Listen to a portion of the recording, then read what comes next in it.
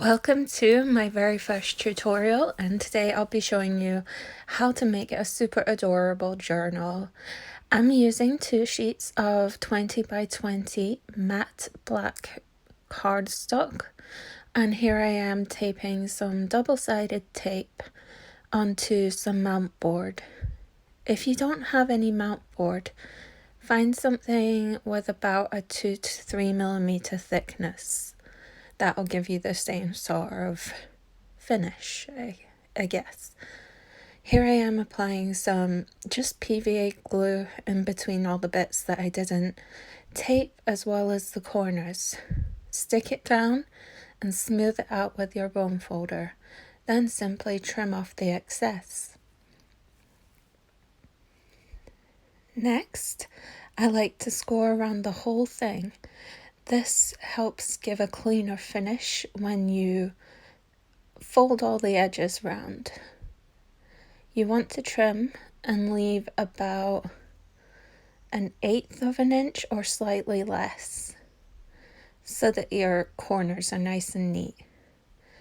Then I apply double-sided tape to the edges and fill in the remaining area with PVA glue.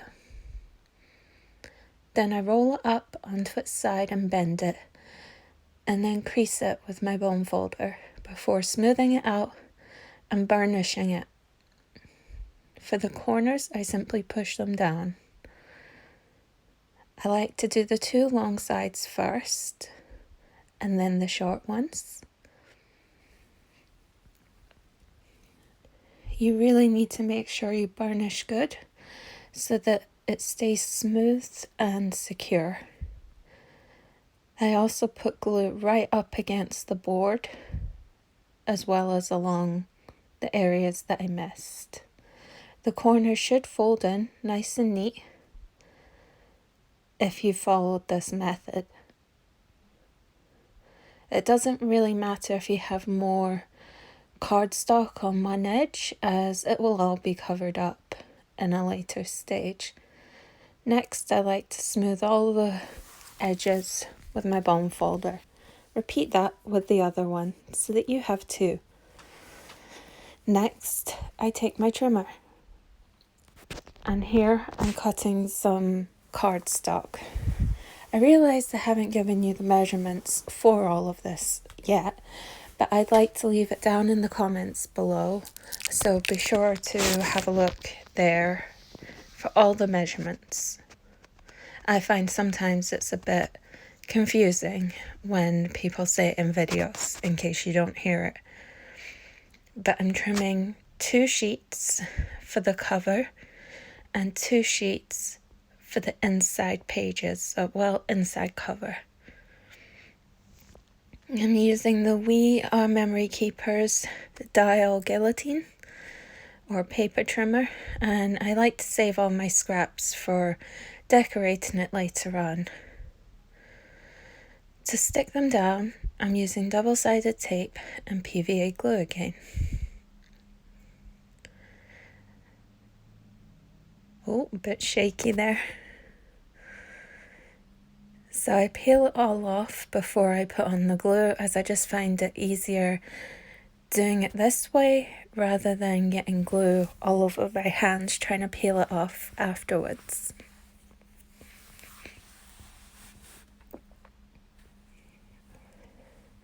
Once you've got it well and truly covered, you want to center it on the front of your card.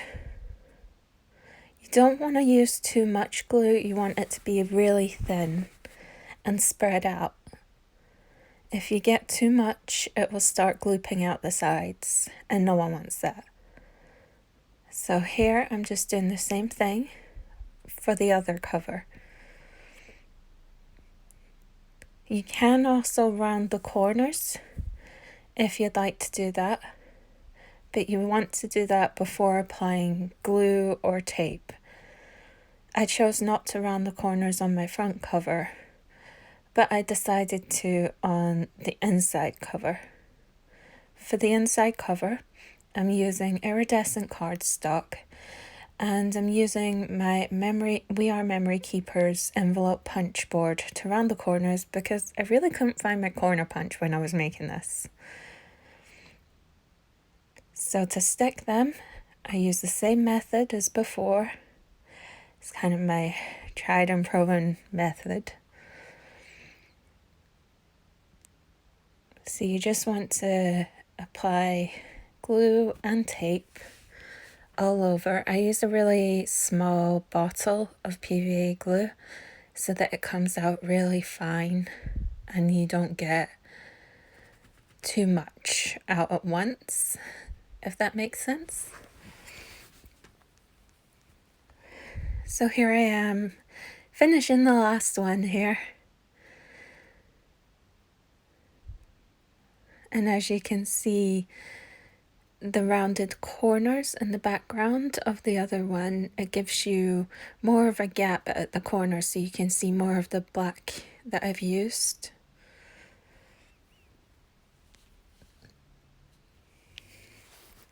So once you've got that, it should look like this.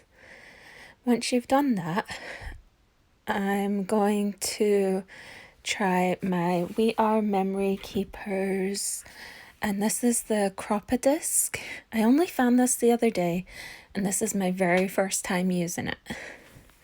So here it is in action, and a couple things about this. So the thing I loved most about it is that I found the center point of my card and punched there first, and then on the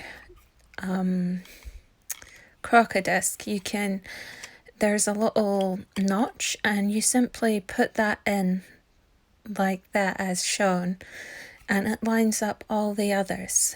A downside that I found to doing this project was that the machine seemed to leave a few markings on my card on both sides, more so on the mirror but less on the pattern. So I'd suggest using a really busy pattern to hide this. I can't notice it by the end though, as my rings are quite big and they cover it.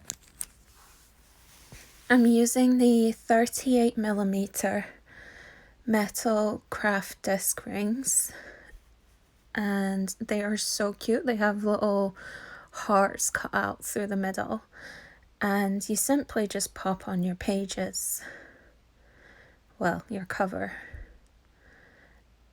and that'll give you the front and back cover to your book. Ta-da! So after that, I move on to making some dividers. Here I am selecting 4 cardstocks to use in my dividers. And they'll all be trimmed down again. And again, I'll leave the sizes that I used in the comments section, so be sure to check that out. But I like to keep all the extra parts as I'll use them later. So I trimmed down just 4 to start off with. And this was the cardstock pack that I shared in one of my previous videos from the range. It's really pretty. I used all the metallic ones. So once I'd done that, I punched them all.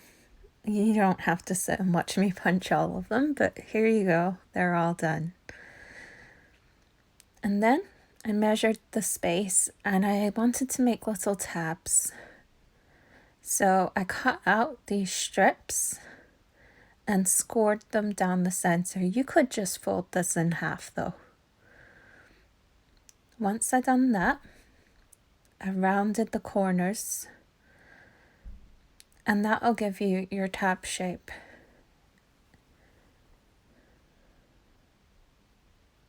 Again, I'll be using my punch board to make the rounded corners because I can't find my corner punch. But it works great for just rounding corners like this. So to stick them on, I like to use double-sided tape. And if you wanted to have them sticking out, you could put them further on the edge. Or if you want them to fit in more into the page, simply make it slightly smaller. Here's the finished result. Once you've done all of that, you really just need to decorate and add your pages. Now, I wouldn't say mine's completely finished because it's like an ongoing adding project thing. But here you go. I'm pretty happy with it. Not 100% on the cover pattern, but the thing I love about these disc rings is that you can take them off and make another one if you're not happy with it. And then if you want to add more pages, just simply punch them and add it to your book. It's really cool. It's like no waste, and I really like that. I'm really quite thrifty with that sort of stuff, I'd say. So here you can see what I've added. Some papers, some little pockets. I added some things from my old Filofax diary that I didn't use, so I just punched the holes in them and then added them to it.